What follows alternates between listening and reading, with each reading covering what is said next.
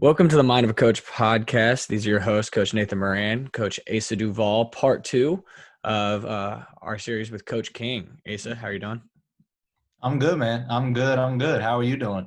I'm doing I'm alive. great. Well, I got to stop. My fault. I left something off, but I mean, I'm alive and kicking, obviously. So that's a good start to the day. Anytime you wake up and you're alive and kicking, so I can't complain, man. I can't complain at all. A How little are change, you? a little change of scenery there with the TSU Tiger as your background this week. Little change of scenery. Might have to do it in some different places, especially with the season you and I coming up. Might have conflicting schedules, so got to make do with what we got.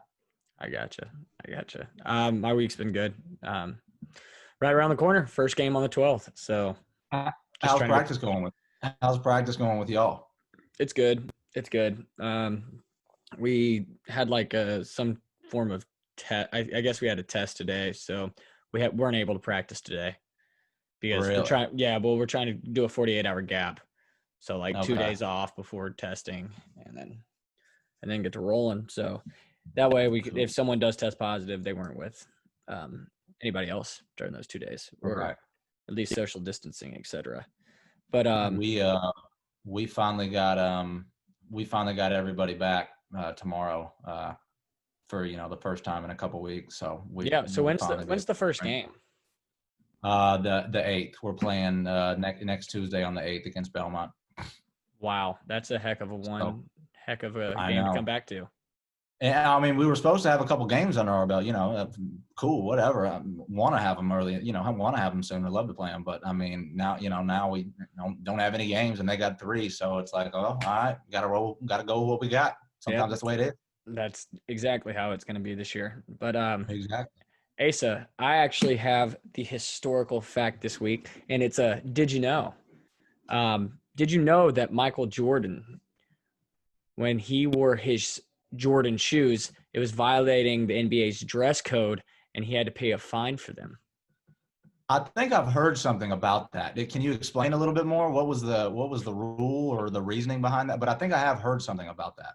I just read that fact. I don't know too much about it. I'm not gonna act like the Jordan shoe guru, but Uh-huh. apparently each game he wore that shoe instead of taking or wearing the league advised shoe or league permitted shoe, Oh, he wore these Jordan brand shoes, the Air Jordans, yeah, and I guess not Jordan brand at the time maybe, but they are yeah. Jordans, and he got fined every single game. I don't know exactly when they stopped fining him because I don't think it Is was throughout there? his whole career. But Well, surely not. There's surely not. I mean, he was yeah, the could best you thing to do with it. There's imagine no way. Yeah.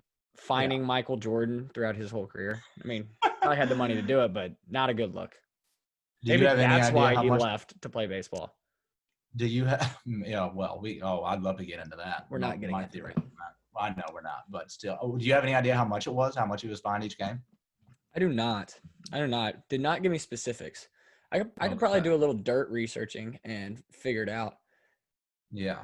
But anyway, we'll come back to that if I'm gonna look. I'm gonna look Okay. at. But Asa, has anything positive happened in your week? All right, yeah, I mean, yeah, man. Like I said, tomorrow, we finally, we got everybody back. Everybody's going to be on the court at the same time for the first time in a little bit. Mm-hmm. We got our schedule. Obviously, I don't want to say finalized, but we got there's a plan right now. So we got that going. Man, I don't know. It was kind of cool because it was just me and a couple other coaches, Coach Nick and Coach Walk, that have been in the gym together, and it's just been us 3. For the past couple weeks, and that's been pretty cool, man. It was really cool. So, obviously, Thanksgiving last week, got to see you. But man, I don't know. It's hard to find something to complain. It's easy. Let me rephrase that, Nate. It's easy to find something to complain about, but at this point, it's not gonna, it's not gonna do anything.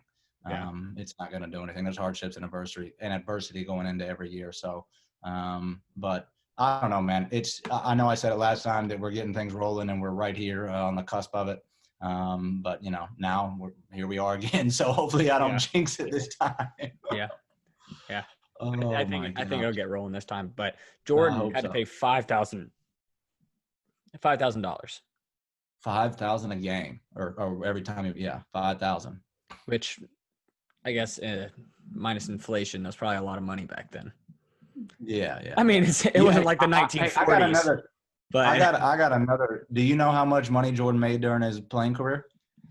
oh gosh, $80 million. 80. That's not a bad guess. That's not a bad I'm guess. saying strictly off NBA contracts. Yeah. That's what I meant. I don't mean like endorsement. I meant strictly NBA contracts. That's a really 90. It was 82. like 93 million. 93 million. I think we looked it up yesterday. It was 93 million. So, well, that 5,000 hurt then. For 82 games times however many games he played. I think he was able to pay that. I also think it probably went away after a certain amount of time. It probably did. When Jordan won his first championship, I'm sure they were like, this probably shouldn't be a rule anymore. Yeah, exactly. This guy's kind of good for our league. Maybe we shouldn't do this to him. Yeah, I hear you. Asa, we missed it last week. We're not missing it 2 weeks in a row. What are you getting off your chest this week? Oh, okay, Nate. So I'm thinking of a couple different things right now. I'm gonna stick. I'm not gonna get too into this one. I want to keep it short and simple. Nate, some of this stuff just doesn't make sense, and I'm not gonna get into details. Some of this stuff, these protocols and these rules and what's going on right now is just not. They just don't add up to me, and they don't make sense. And I need it to make sense, and that's all I'm gonna say. That's all I'm gonna say, because I get frustrated when things don't add up and don't make sense. And right now, there's a lot of that going on. I know I probably sound like, I'm beating a dead drum here. Is that the right saying? Did I say that right, by the way? Is it beating a dead drum? Dead horse. Dead horse? Okay, beating a dead horse. I don't know, man. Drums die. Not a lot makes sense. Not a lot might make sense right now, dude. And it's a little frustrating. And I need things to make sense. So I don't have not a big spiel today. I need things to make sense, Nate. I need things to make sense. If it didn't make sense to you, but at least it was consistent, would that make things better for you? If it was a little more consistent, yeah, I'd be a little more at ease. Because then you could be like, well, nobody really knows what to do right now, but everybody's doing it different ways. Like, at least everybody, there's some uniformity to it. Some uniformity. That's a great word. Great word. I need a little bit more uniformity than what we're getting right now, all across the board. I agree. Can't argue that one. Asa, so I'm going to skip my 3 keys because we have a lot to cover in the rest of this week's podcast. Without further ado, we're going to take you into this week's podcast. Or without further ado, we're going to take you into the rest of the interview with Coach King. When we busted out the black uniforms up at Gateway, man. That was one of the best moments, man. Nate, we've been trying to get black uniforms for so long, and Coach King surprised us. We had a tournament at Gateway up where he's from, and we had no idea right after Christmas. And, winter break, Coach King, he comes in the locker room before the game and pulls out this box with these new black uniforms. Greatest. It was one of the best moments in Brentwood history. It's on tape. I don't know if I have it on tape somewhere. It was because you had been pleading for the black uniforms. Yeah. Fall.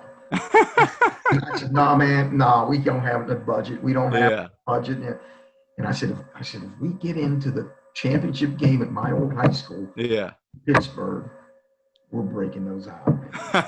That's awesome. It was the most, and we went out and crushed them. Yeah, we killed all those teams up there. I want to talk about that too. So when our senior year, we go up to Pittsburgh and play at Gateway, and we made fundraiser. We made these shirts that said "We Ball Y'all" on the back of it. Blue and logo in front. Yeah. Nate, by the end of the tournament, we had the other moms the moms from the other team. We had them wearing our shirts. Those were some of the best shirts I've ever seen. Here we are, a bunch of Southerners, up north. Yeah. That's probably why they loved it. They probably loved it. Like, oh, look at these Southerners. Yeah. And even my old high school coach was wearing one. Yeah. And the present Gateway coach, he was so ticked off that I was supporting us. Yeah. Where he coached. That's funny. It was. Hey, so that was one of the most rewarding basketball experiences of my life. I was going to ask you what they were good. Yeah. They won Western Pennsylvania. Yeah. Had like 4 starters back. Yeah. I was going to ask you what that trip meant to you, because that was a super, super cool trip. Cool trip. It was the best, man. It was the best. Oh, I can't imagine going back to, where your high school and then and coach that. I'm sure that was awesome. Yeah. Do you have a relationship with Coach Byrd? Oh yes. Oh, Yeah. Mhm. What's it been like building a relationship with him and basketball? I guess mostly Terrific guy, basketball man. wise. I'm sure. Like, have you seen that picture when Scott Corley signed? I think I've seen it. Yeah. It was out on Twitter a few days ago. But there's, his family, and then I'm sitting beside him, and it's a picture of. Yeah. This. I did see that, Coach. I did see that. Yeah. Did you think I looked a little bit like Billy Joel? Like Billy Joel. I mean, that was Rick Byrd's first signee ever. Yeah. Yeah. And he was being recruited by the previous coach, Coach Purdy. Yeah. That's who my dad played for, Coach Purdy. Oh, he played for Purdy? Yeah, he played for Purdy. And so, and then we started going to Rick's camps, and when I knew the real deal, that he was the real deal, Rick Byrd. Who was Don Meyer's assistant? He was crazy. He was funny. Anyway, we were at camp, and Rick Byrd, his name came up, and oh man, I can't believe I can't think of his name. But he just turned to me and he says, "Hey, Rick Byrd is a great coach, man." Yeah. Because there was a game where this is the old McQuitty gym. Belmont had a kid named Joe Bailing. Yeah. Remember him? Did you ever see him play? Or was that before you? I never saw him, but my dad. I mean, yeah, I know all about Joe Bailing. So Joe Bailing had 27 points At halftime. Oof. And Myers goes crazy at halftime. Yeah. Saying, nobody will ever get 27 against us ever again in a half. Yeah. Not exactly 27 the next half. And yeah, I've heard. Yeah. I was up on the railing watching that whole game. It was really remarkable performances. He was a machine. That's what I've heard. And Rick put two shooters. He put Corley in one corner, and yeah, the other was. And if they didn't come out in the shooters, bang. If they did, pound it into Joe. Yeah. Yeah, that's awesome. Did you ever have any desire to coach college, or did you ever try or want to at any point, or did you just? I mean, obviously you love teaching too, so I'm assuming that's maybe part of the reason that you stayed. Didn't go to college. My 5th year at Slippery Rock, I had an opportunity. I went to Western Kentucky for the summer. I was a graduate assistant. I spent the summer there, and flew on a few of those little planes on recruiting trips, and worked the camp, and had every intention of doing it. But really, when it came down to the end of the summer, I was like, I bailed. I said, I like the classroom. I like my kids. Yeah. And then at Slippery Rock, we had 2 brothers come through. One was 6'8", the other was 6'3". We had a move-in come in from Ohio, and then we were just, we just had a great run. Yeah. If I had left, someone else would have inherited that. You coached didn't you coach the Nashville Broncos at one point with didn't you do that? Yeah. With Redikoff, yeah. Yeah. How was that? Because I think Mario was on that team. Wasn't Mario on that team? Yeah, it was interesting. It was very interesting to see that. And, I watched you guys talk to Josh Bone. Yeah. The Nashville culture of basketball. Mm-hmm. And so many of those guys wanted to be part of that. Yeah. And just watching, Coach Van Bredikoff knows a ton of basketball, man. Yeah. Mm-hmm. Knows a ton of basketball. He was a great player himself, and it was just a different perspective, and he gave me a lot of room to to run big sections of practices. And yeah. It was fun. Yeah. I mean, I only did it till our season started. Yeah. I got you. I got a question. So this was as being an outsider, this is my favorite Coach King moment, or when I was like, dang, this guy can coach. Was you guys are playing CPA in 2013, 2014. This is when you guys I think you guys made the championship with Jacob Adcock and all them as seniors. It was the year after Asa left. 13, 14, y'all made it to the semis that year. Semis. Okay. Yeah. Yeah. So I don't know if you remember this. You're playing Brentwood at home. I mean, you're playing CPA at home. And CPA has, I mean, gosh, I think they have everybody. I mean, they have Braxton Key. They have Jake Osmiller, Braxton Bonds, Ben Drew. I mean, kid went to Providence or Massachusetts. Or was Jalen Lindsay there, or was he at Huntington at the time that you played? He might have been at – the year before he was there. The year before he was for sure there. He might have been at Huntington at that point. I think he was at Huntington, the game I'm talking about. But that year, you completely – I think you might have ended up losing by 2. But it was like – I mean, it was like Space Jam with Michael Jordan's team, like the Looney Tunes versus the Monstars. And CPA looked like the Monstars. And like, I love all the Brentwood kids. So I can say this with all my heart. We didn't look the part over here on the Brentwood side. It was like, you guys totally controlled the pace of the game. You had it right where you wanted it. I think it was a tie game with maybe a minute left. I mean, it was right where you guys wanted it. And then it just slipped out till I think it ended up being like 4-6 at the end. Yeah. But so when you're playing a team like that, what was your strategy? I don't know if you can recall, but I'm sure you can. I do, man. I do. What's your strategy going into this? Because it's like, man, like these guys just – yeah, go ahead. It's all tempo. Mm-hmm. Tempo. Spreading them out. Good shots.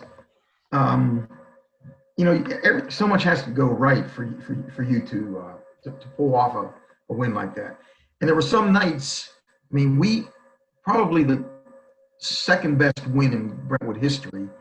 Number 1 was Asa's shot heard around the state. Oh, yeah. Beating a number 1 ranked 30-0 Blackman. And also, I can't tell you the number of clutch shots he made. Now, by clutch, I mean when you really needed a hoop or at the end of every quarter.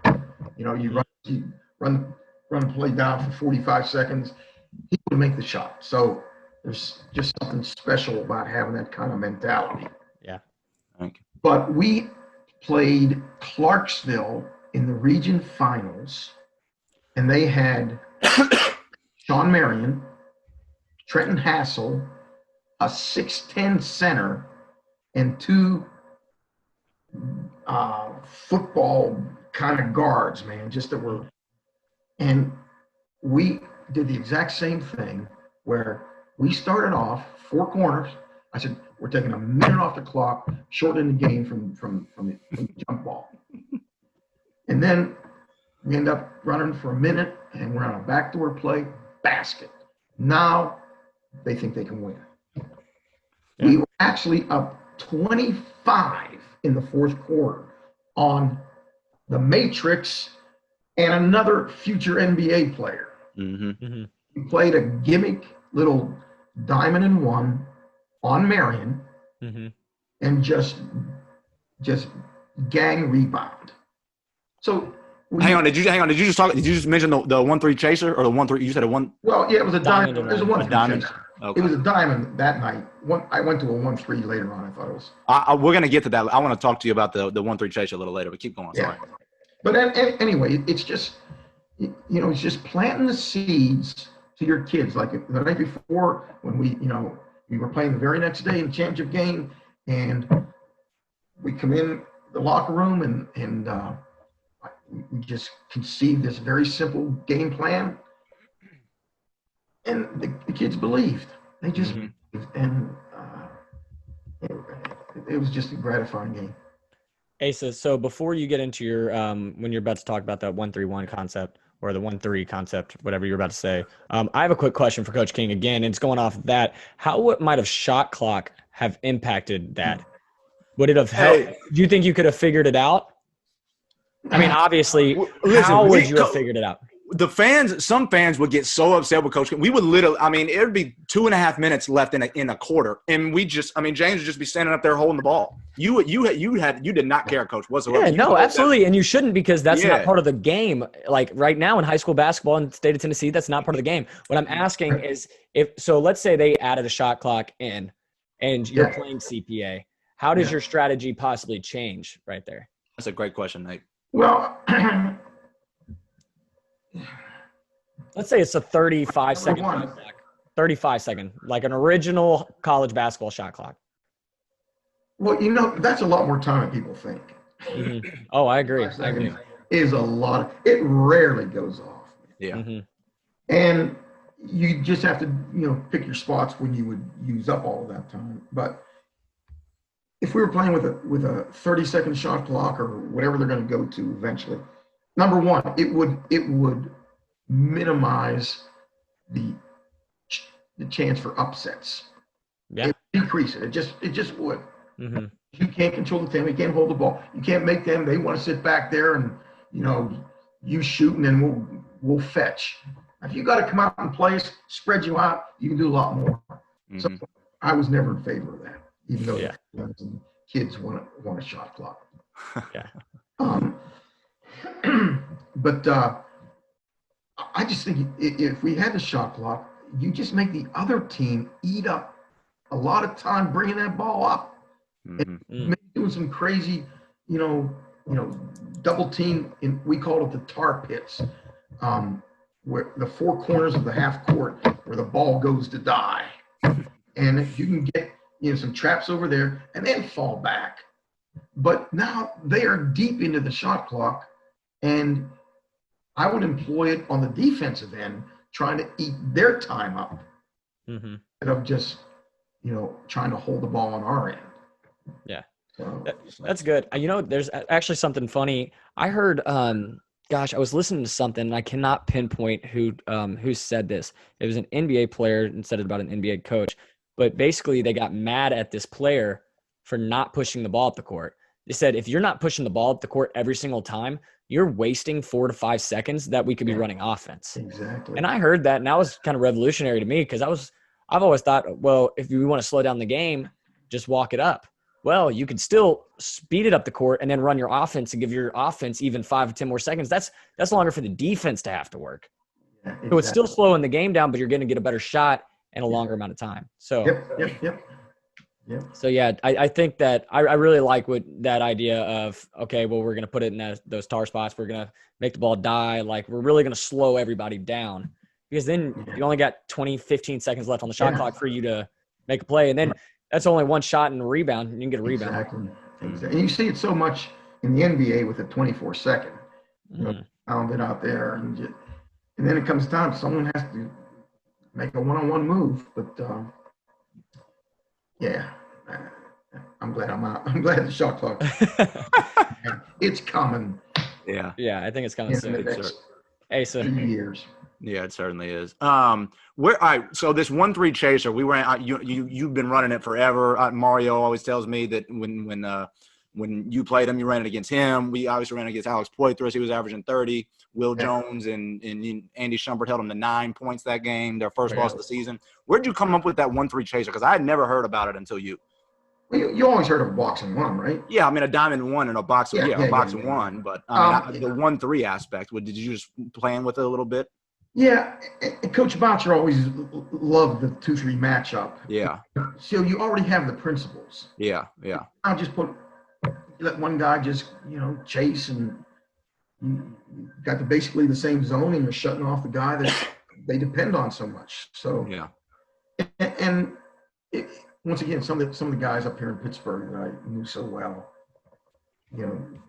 they kind of planted the seed. Yeah. So, but that was and that's something, and you save that for the playoffs, man. I mean, like if you're not going to see like they weren't in our league. Right. Playing once you get into the playoffs and you're playing teams that don't know you, that's like the greatest thing in the world, man. Because all crappy little slick plays, they work now.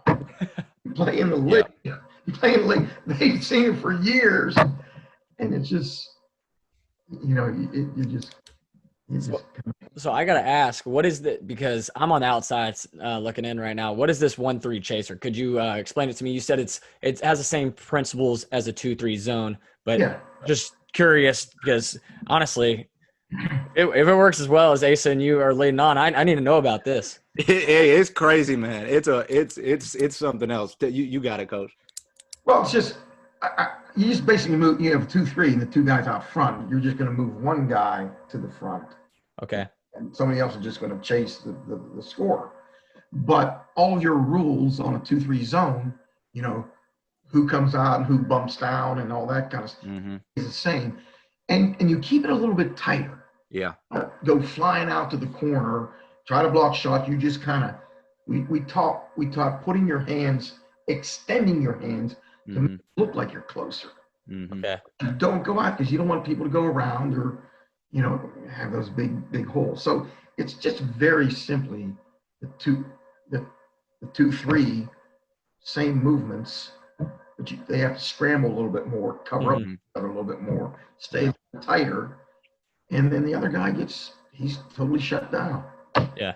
It sounds like, besides just guarding the Alex Poitras or whoever the best player is, that guy's got to be, I feel like, in constant communication with everybody else because he's got to be able to talk and let the wings know, okay, you got to bump up. Because, I feel like just not even just with that guy, everybody, I feel like whenever you're running something like that, the way you described it, if you're not talking, there's going to be some open shots. So they got to be talking the whole time. Yeah. That's something you emphasized a lot with that, with the 1-3 chaser.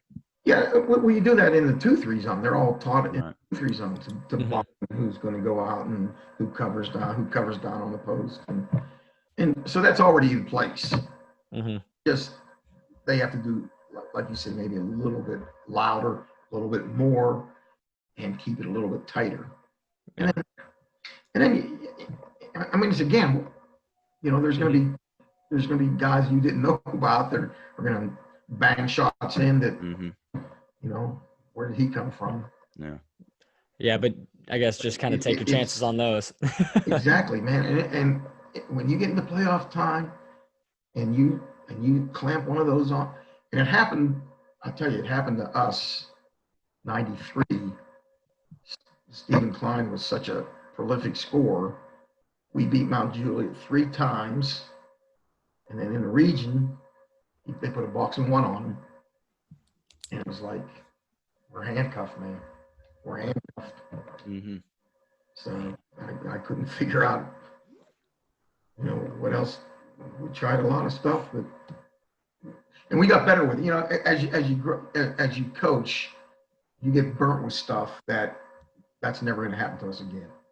Yeah. Be ready for this next time. So. Okay, so you didn't make your first state tournament appearance, until year 30. Was that, and then you had 3 straight years with the state tournament appearance, capped off with a state championship appearance also in 2015. What was that whole run like surreal after not being there, never getting there for 30 years? Was that kind of had to be surreal? It was. Yeah. We made it to sub-state a number of times. Yeah. We ran into the Pearl Cones with Slay and John Henderson, and one of the greatest assemblages of talent I've ever seen. Yeah. And so we get knocked out there. Or we saw a great Father Ryan team when the privates and publics were together. Yeah.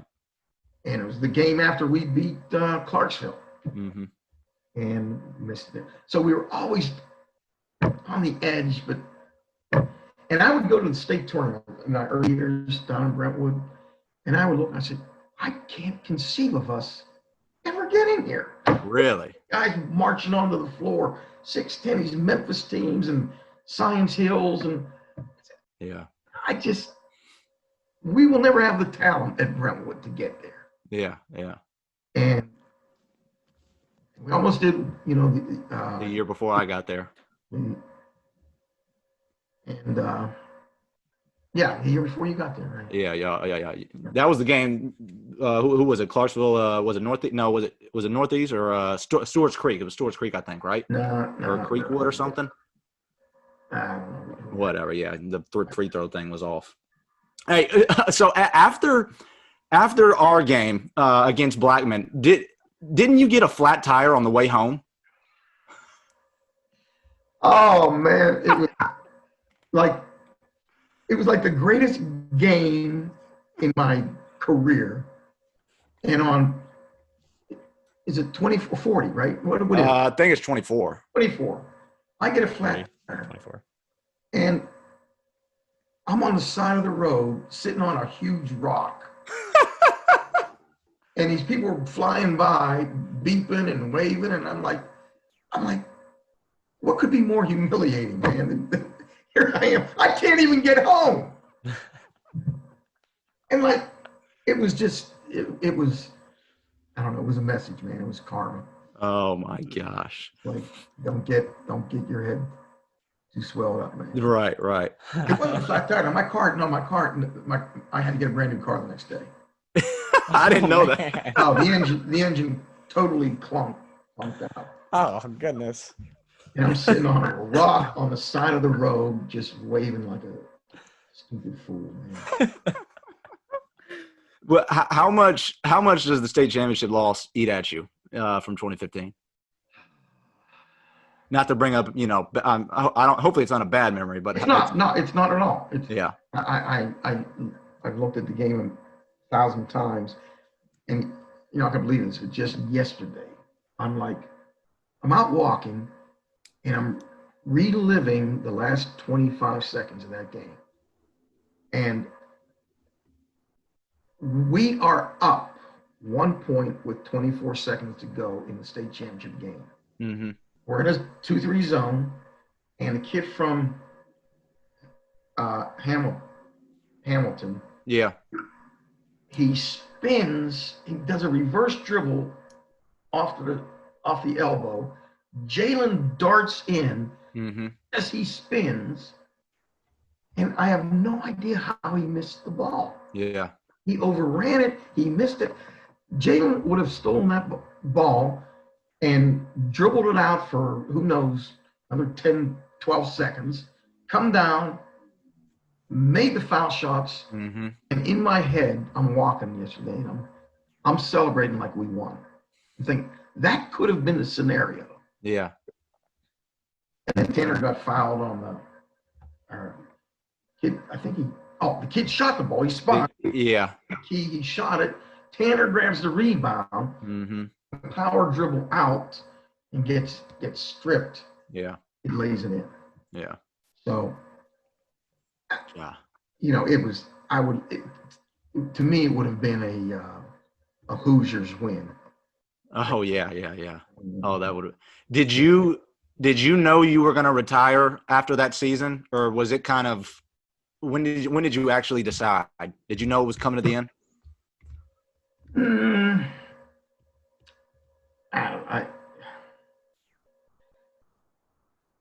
It was probably more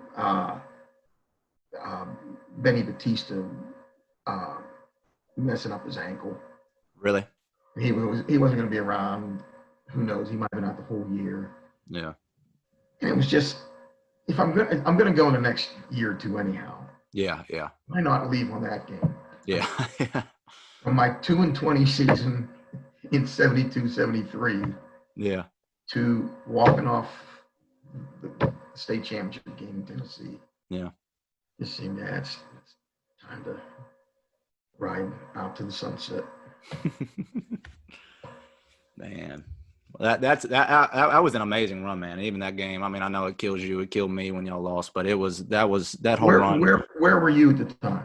So listen, so that was spring break. I was at the game. Me and my dad were going out of town, and we left like at the start of the fourth quarter.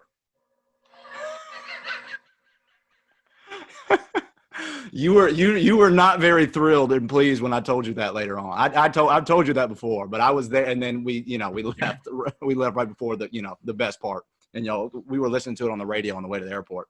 Hey, I got a confession for you too. Okay. Do you remember the scouting report that we found in the Franklin locker room on Independence. Independence had it on us. Yes, I do remember that. And I remember you telling me that you put it up above your bed. Okay, I think I did. Yeah. Do you remember what any of the scouting information was on you personally? We found it at Independence? No. It was found in the Franklin locker room, and the coach gave it to me. Yeah. He said, I think you could use this. This is a scouting report on Brentwood High. Yeah. Independence. And we were getting ready to play Independence. Yeah. Probably, I don't know, slow, not a good I don't know. What did it say? I don't remember specifically. It said that Duval, if he misses his first 2 shots, okay, he's done for the night. Yeah. And because you told me you put it up on your bed, man. You said I think I did. Or maybe my mirror or something. I think I had it up on, like, I taped it to my mirror or something like that. Yeah. And it said, like, McPherson likes, every time he drives, he loves to jump in the air to pass. Yeah. Charges on him. Yeah. That was a fake scouting report. Are you serious? Yeah. Boucher and I made that up and put the Independence logo on. That was fake? And y'all, that really? Yeah. Oh my! So that was like just a little motivation type thing. Well, it's a different way of reaching the kids, man. You know, instead of me telling you all the time, you know, about this or that, but if it came from someone else, and the way I justified it is that that's amazing. That basketball is a game of lies. Yeah. I mean, every jab step, every pump fake, every V cut, those are all lies. You are deceiving somebody into thinking you're doing one thing and then doing something else. Yeah. That's what I justified it morally. I did not know. Yeah, it was a head fake, man. It was a head fake. Oh, that's funny. That's genius. I did not. I definitely. I remember that. I'm pretty sure I taped it to my mirror. I am pretty sure 100%. Yeah, you told me you did that, and I thought, oh, I got it. When can I tell him this, man? I'm so glad you told me that. Oh, I'm so glad you told me that. This was the perfect time. The perfect time. Yeah, that's funny. Oh my gosh. Do you remember when we were playing Ravenwood in the district tournament, the game we lost to Ravenwood? You said that you were going to make. You said you were going to make somebody quit at halftime. I probably said it, man. I don't Almost into the season, you said you were going to make somebody quit at halftime. Did we end up losing? Yeah, we ended up losing that game, which actually worked out really well. But why? Because we ended up playing Hunter's Lane first. Because in the region it put Hillsborough on the other side of the bracket, so we didn't have to play them until the championship game. Which year was this, Asa? My senior, 2013. Was this when you played at Hillwood for the Regents? No, that was my junior year. That was our junior year. And was McPherson a freshman at that time? Yeah, he was a freshman. I remember he came in and played a lot of minutes. Yeah, he did. He did. He ended up coming in and playing towards the end. Because I went to Hillwood and watched that. Did you? Yeah. Against Ravenwood? I think it was against Hunter's Lane that you guys might. Oh, Hunter's Lane. Yeah, that was against. Yeah, we beat Hunter's Lane that year, and then we beat Hillsborough the next. We won 2 region championships, Coach. That was we never won a district, but we won 2 region. We won a district? No, we not a tournament, not the district tournament. No. Oh, the district tournament. Not the tournament. Do you know how close we were to being eliminated? We were this close. We were this close. Yeah. I want to tell you this. I'm kind of upset with you for that Ravenwood game. Why? Because you wouldn't let me bring the ball up, and they couldn't. They were picking me up at like half court, and I wanted to bring the ball up because I kind of got rolling for a little bit because I knew that if I brought the ball up, they weren't going to be able to stop me, and we were kind of making a comeback. And you never let me bring the ball up, and we ended up losing the game. Now, why would you bring the ball up? I mean, because they couldn't guard me, Coach. And so I wanted to bring it up so I could already have the ball in my hand. You're going to score from half court on one? No, but I just knew that if I had the ball coming up, we would have won that game, Coach. I know we would have. But like I said, how would that? I'm interested, Asa. How would you have bring the ball up caused your team to win the game? Walk me through the steps. Because I was good enough and I was hot, and we were gonna come back and win. Because my Okay, thought so process you were was, gonna look, if they're gonna guard me like this in the half court, let me bring it up, and I wanted to initiate the offense too, because nothing we were doing that game was working. Had you ever initiated the offense while you were in high school? Coach King never. I had some point guard experience here and there, but not like in high school basketball. No, he wouldn't let me. No, I and never. You wanted Coach, and I'm just speaking out loud. You wanted Coach King to, although you had never had any experience, to decide. You know what? We're in the district tournament. Let's let Asa take the ball off the court and go 1-on-1 ISO, because I'm not saying I wanted to go 1-on-1. Totally Coach King style. But I was a good decision maker, and I wanted. Okay. Coach King's probably shaking his head like, "Yeah, right, this idiot." But I wanted to be able to have the ball in my hand so I could make the right play and the right decision, and I knew if I did, we were going to come back and win. But like I said, would that thought even enter my head? Why would it wouldn't. I'm not saying it would. No, there's no reason. There's no reason for you to do that. There wouldn't be. I wouldn't. But had we done it, we might have won. I think we would have. I'm going to tell you why we lost. Why? Because, number one, we played the late game the night before. Yeah, and it went to overtime. Yeah. We played the early game. You know, Ravenwood played the early game when got rested up and came. And it was just one of those, we didn't have it that night. We were just we didn't. out. And I wish you would have, written me a note and passed it down the bench and say, "Hey, coach, we can win this game if you let me play point guard for the first time all year." I played point guard at Hargrave the whole year, right? I know. You had a great year too, man. You also had like 6-8 studs around you to. Yeah, that is true. That's the only reason it worked out, because I had a bunch of athletic people around me. Hey, you played well that year. Yeah, it was cool, man. I wish, that's one regret I have, is not coming out to see you play out there one game, man. I wish you could. I should have ridden out with your dad and. Yeah. Game. What was the closest you played to Nashville? We played a game in Frankfort, Kentucky. And actually, you know who came to that? Luke came to that game. Luke got to come. Did he? Yeah. He got to come. Oh man, let's see what else we got here. Hey, so I want to tell a story. Nate wasn't. Did you just call me Luke again? If you call me Luke one more time, this is a running thing, Coach King. Whenever he gets in a hurry, he calls me Luke. I'm tired of it. Luke, Nate, 4 letters, 1 syllable. Yeah, they rhyme, right? Sound a lot alike. I think it's more little guys. He's like thinking that all little guys have the same basic MO. Wasn't Elijah on that team, Nate? Which team? The Extra Crispy team with Jacob Adcock and all them? No, but okay, so this is why Elijah plays into the Extra Crispy story, because we were having a practice, and Elijah would come to our practices because we didn't have a ton of people. We had like 7 or 8 guys. Yeah, probably 7 guys, and so Elijah would come. Like Jalen actually was a part of our team for like the first part of it, but then he just, I think, stopped responding to messages or something, just kind of ghosted. Yeah.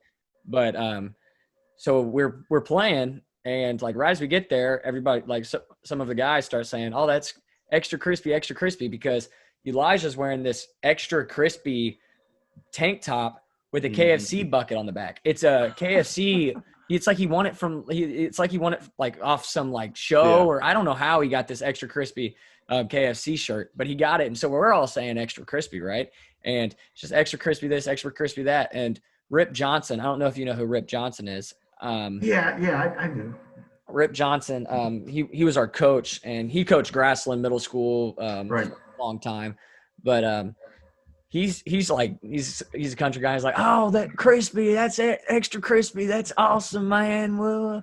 And then he finally sees Elijah's tank top. It says extra crispy. He's like, "Oh man, that's awesome." And so like we just like all of a sudden when we open our, like, we don't know what we're calling ourselves for our AAU team, and all of a sudden Rip's got us these extra crispy jerseys. So we went by extra crispy all year. Great team name. Great team name. Did Coach, has your because you were kind of against AAU for a little bit, were you not? Early on. Have you changed? Did you come around to it? Or? Totally. Yeah. I mean, this was like in the '90s when I was like, yeah. I remember calling one of my best players.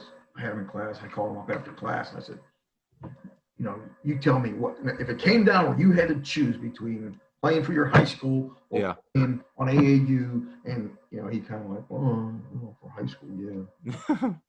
But I kind of pressured him to say that. Yeah. Testing his loyalty and whatever. But then I started realizing that playing all those games, if a coach can't, everyone says, well, they're getting all these bad habits. Hey, those bad habits stop November 1st. Okay. Yeah. If you don't, if you don't have that kind of discipline or control over your program, then you shouldn't be there. Yeah. But all of the situations, all of the game situations that you get put in playing 3 games a day and playing under pressure against different players, against better players in all different venues, you have to get better. Yeah. And so I was a huge proponent of playing as much as you can in the off season. Well, because we would play 30 games in summer in team camps during the summer, whereas some places they don't do that at all. But I remember I think one of the biggest things for me, especially our junior year, I had basically already played a whole season, with the team before the season even started. Exactly. Yeah. I always liked that. I thought that was listening to Josh Bone talking about the value of pickup ball. Yeah. Mm-hmm. Yeah. Seeking out the best players in the city, mm-hmm. going and having those runs with those guys. I think that's something that kids don't. There's so much structure now. There's so much structure everywhere from second grade on that you don't get a chance to really experiment, to play 3, go to the outdoor courts, and to just, play against guys every once in a while that aren't quite as good. So you have success. Yeah. And just continually seeking out different kind of players to measure up against. Yeah. So I have a cool story my senior year regarding that. And that's, well, I guess I have 2. One, I don't think I'm anywhere near the player I became my senior year and into college if I don't play on the Extra Crispy team and become a part of a team where I can get as many reps instead of just playing like 7th man or 6th man on a better team or whatever. Just like getting actual reps just helped me tremendously. And the other thing was we had a strength and conditioning coach. He is now the AD at BGA. Phenomenal guy. His name's Fred Eves. But he transitioned us away from doing conditioning in the off season, just doing sprints. And he said, you guys need to be playing more pickup and this is a strength and conditioning coach at the time. And he says, you guys need to be playing more pickup because nothing is more valuable for conditioning in basketball, like playing the game of basketball. Right. And we were all in shape by the end of it. And like, it's also helped us build like camaraderie through it all and just like helped us understand how to get in spots. And, it's funny because he was looking at it from a strength and conditioning lens, and it really helped in even more of that. I mean, it definitely helped in the strength and conditioning and like just the conditioning aspect, but like just the ability to like understand our players more and just getting more reps and more reps and more reps. I think like you're saying about summer basketball, and like you said, Asa, as well, it's phenomenal. It helps tremendously. And piggyback on that with like in boxing, if you go into a gym that has 1,000 killers in it, that are just going to take your head off, you don't get any better. You need kind of a gradual escalation of skill so you can get confident and not just go in there and get, like I said, get your head ripped off. And so by having some guys that are not quite as good as you get to experiment and polish and whatever. But here's another little observation that I don't think many basketball coaches will be able to share. I also coached cross country for many years. You did? Wow. And I would make my basketball players, they all had to run back in there. Were you a runner? Did you? No. Okay. I mean, I was a sprinter. I did run track. I was a 100-yard dash guy. Okay. Mhm. I didn't have anybody to do it. And I said I would do it when I got the job. So I sponsored it, man. I didn't. Yeah. Okay. Okay. Well, we had a couple. You remember Jamie Reedy at all? I don't know. Okay. You said Reedy or Reed? Reedy. Reedy. I don't think so. 2000. But he and a couple other guys were two of my top 5 runners. And basketball would start the week before the cross country state championships. Yeah. Now, they're going to run cross country. They're going to do that workout. But they're coming to tryouts and they're coming to basketball double sessions. And they would get I didn't care. You know what I mean? Yeah. They would get just brutalized. Then they go to the state meet. They would run their greatest race both years, their junior and senior year. They had their best race ever in their time. And I attribute it to all of that sprint work that they did. Yeah. Transferred into a final kick Yeah. that they didn't have before. Right. And it should be included in cross-country manual somewhere. King double basketball session. Part two of your book is going to be cross country. Man. The cross country guru. One page, man. One page. Hey, Coach. Maybe it's going to be a PDF file. Coach. A PDF. Coach, your tryouts, I'm not kidding, are the hardest thing I've ever done. All the basketball I did after all the preseason in college, your tryouts are the hardest thing. Yeah. Because of how I think because of the double sessions and they were back-to-back days. I mean, Nate, the whole school knew that when Coach King's tryouts were coming up, we were going to be dead men walking, basically, limping throughout the hallways. Oh my gosh, man! I mean, were your tryouts always like that, Coach? Did you? I mean, Yes. You obviously knew what you were doing. Yeah, I mean, it was a psychological thing, the test fire. We're working harder than anybody in the state, and I had to come up with a lot of creative ways to kill you guys. I mean, seriously. Like, could I even do this as a player, man? I'm not sure I can do it myself. Yeah. Mm-hmm. And it just kind of built on it. And you're right. I remember there was a little manager, Ravenwood 9th grade football team was playing our 9th grade team, or maybe it was JV's, on our field. And it was during that first week of tryouts. And you guys did sprints in the end zone or something like that. And this kid comes walking up to me in his red and black. He says, "Hey, Coach King, I hear your tryouts are brutal, man." And he was from Ravenwood. I turned to the assistant coach. I said, "Could there be a better compliment than from the manager telling us how tough our workouts are?" Yeah. Oh, I bet you love that. Oh, I love it. All right, Coach, we're going to wrap up here in a little bit. I got a couple more things for you. All right, Nate, I'm sorry. I got to do this. I haven't talked about my boy LeBron in a while. LeBron versus Jordan, Coach. Where you at right now? LeBron. I'm LeBron, man. I think LeBron is just a specimen like the human race has never seen before, man. Yeah. And he is complete. He's not quite as fluid, not quite as good a shooter, but man, his IQ, his passing, his chase down blocks on rebounds, his will to win and prepare, they match Jordan's. Yeah. Match Jordan's. And he's a nicer guy, man, too. He's a nicer guy. Will you tell us about, so you got 3 books now, right? Actually 4.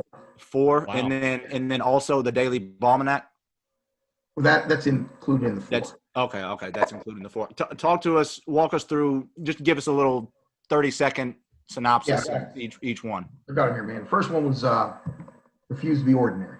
Okay, that was the first one. That helped finance our trip to Gateway. Yep.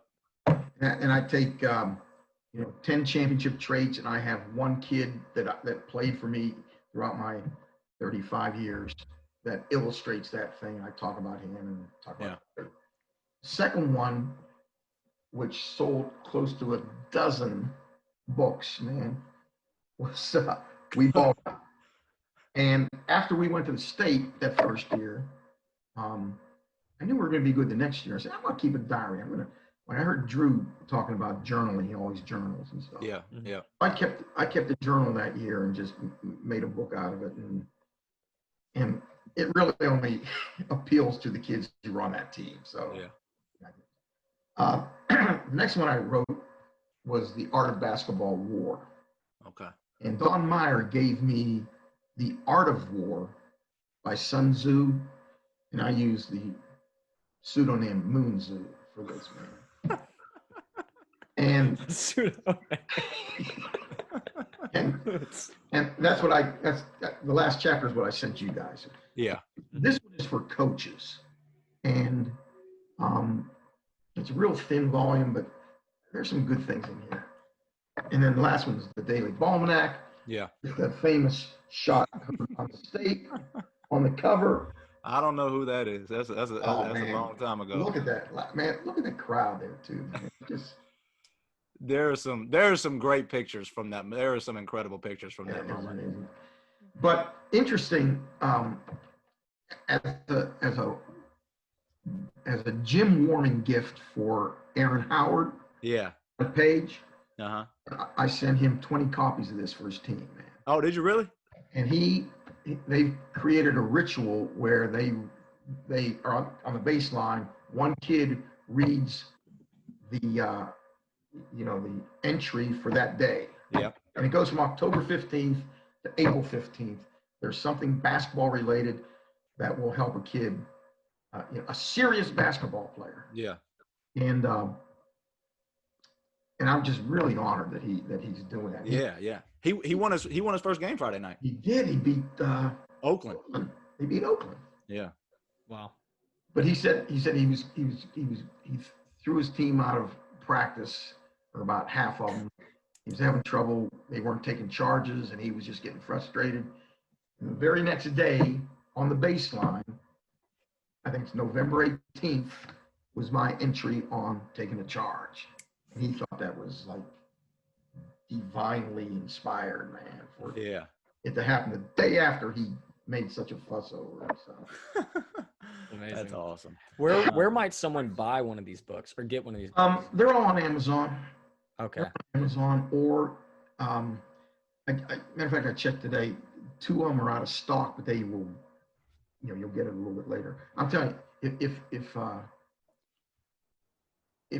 parent has, this is a great stocking stuffer for a kid, for a young basketball player right now. Really? Awesome. And or you can get it at Outskirts Press. Okay. In their I mean, I'm speaking a little selfishly right now. I even wrote it down. The Art of Basketball War with old Moon Tzu. I'm gonna have to go get me that book for Christmas. So that sounds like something. You didn't use your other alter ego, Danny Kane? What? How do you know that, man? What was that about? You told us about it. What did I say? I think one day you were logging we were watching film, and like you were logging into your computer, and like Danny Kane popped up, and we were like, what the heck is Danny Kane? And you were like, is my alter ego or whatever. Your memory is way too good, man. That's wow. Oh yeah, I remember that one, Coach. I remember that one. Man, Coach, I appreciate it. This was incredible getting to talk to you. We could go on for 2 more hours. Man, hopefully we can have you on again. Pick your brains even more. You got a wealth of knowledge for everybody out there. We hope y'all enjoyed it, Coach. I just looked up your Twitter. They can find you at Coach King 21. Is that correct on Twitter? That's correct. Yep. Awesome, man. Well, again, thank you, Coach. I'm glad you're doing well. Glad Hey, you're I'm really I'm really enjoying your podcast, man. It's great. You guys really have some chemistry, man. I know you were Thank you. roommates for 4 years. I wish you had been teammates for 2 years Yeah. at the time. But no, you just it's so much fun. I really look forward every Friday to hear you guys. So. Thank you, man. I appreciate it, Coach. It means a lot. All right, that and means hey, a lot. Nate, one last thing. I'm gonna mail you a copy. Email me your address. You're getting a free copy of The Art of Basketball. Oh my goodness! This Coach, you're making my Christmas early. And in return, how about this? In return, when we get our shirts out, we're gonna send you a Mind of a Coach shirt. We will. Love it. We will. We'll get you one. Love it. We'll get you one. Is it nice as this one, man? Represent. There we go. There we go. Absolutely. Hey, well, you know what's funny is when we went to team camp, we went to Lipscomb team camp my first year at Brentwood, and they were handing out shirts, and Coach King said, he was like, hey, so here's your shirt. I said, I don't want it. He said, what do you mean you don't want it? I said, Coach, I'm a Belmont fan. I can't wear that.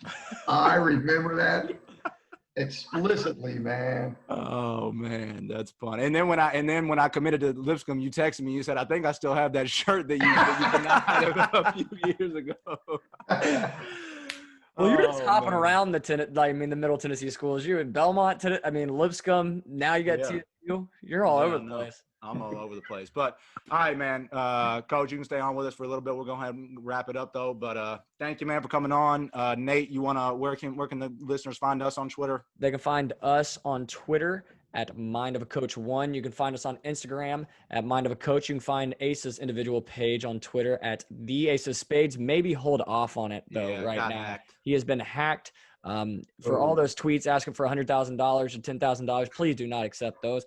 Asa does not actually mean that. That is somebody else under Asa Duvall's name. So maybe stay away from his Twitter account. But you can find me at that Bitcoin. Is it that Bitcoin stuff? Yeah, something like that. Some crypto. I don't know. Some person in Thailand hacked into my Twitter this weekend. Asa, I have went and I've reported every single one of the tweets that someone else has sent.